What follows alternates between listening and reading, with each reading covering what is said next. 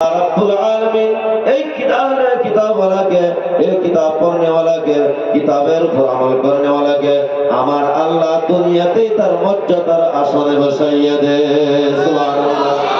আমরা বাংলাদেশের মধ্যে একটা ছেলের নাম শুনছি, তাকরিম নামের একটা হাফিজ ছেলে, ভারতের মাধ্যমিকে, আরবের মাধ্যমিকে, কাতারের মাধ্যমিকে এই প্রতিযোগিতায় গিয়ে কোরআন মজিদকে নাম্বার 1 কখনো নাম্বার 2 এমন করে তারা কোরআন পড়ে কোরআন উপর আমল করে কোরআন এমন করে সেলাই বসাইছিল, কোরআন এমন সৌন্দর্যভাবে তেলাওয়াত করা শিখেছিল যে কোরআন এমন করে সৌন্দর্য পড়েছে যাতে করে যারা নাকি হাকাম, যারা নাকি নম্বর দিতে বসে তাদের দিলের ভিতরে শান্তি আসছে।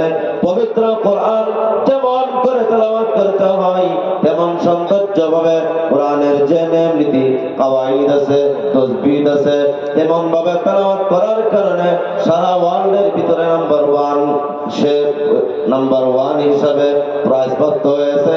যার কারণে আমার আল্লাহ রাব্বুল আলামিন দুনিয়ার মাধ্যমেও তার ইজ্জত বাড়ায় দিয়েছে। তার টাকার কোনো অভাব নাই, সম্মানের কোনো অভাব নাই। দোস্ত বুজুর্গ, এই পবিত্র কোরআন মানুষের ইজ্জত বাড়ায় তাকে ভারতের জমিনের মাধ্যমে, আরবের জমিনের মাধ্যমে, দেশ বিদেশের মাধ্যমে আমার আল্লাহ তাকে মর্যাদা দিয়েছে। আর তার এখন কোনো টাকার অভাব নাই, ইজ্জতের অভাব নেই। জুরি বলি আল্লাহু আকবার। আল্লাহ রাব্বুল আলামিন এই পবিত্র কোরআন মজিদকে কষ্ট হইতেছে একটু বলেন এই কোরআন মজিদকে এত মর্যাদা বানাইছে।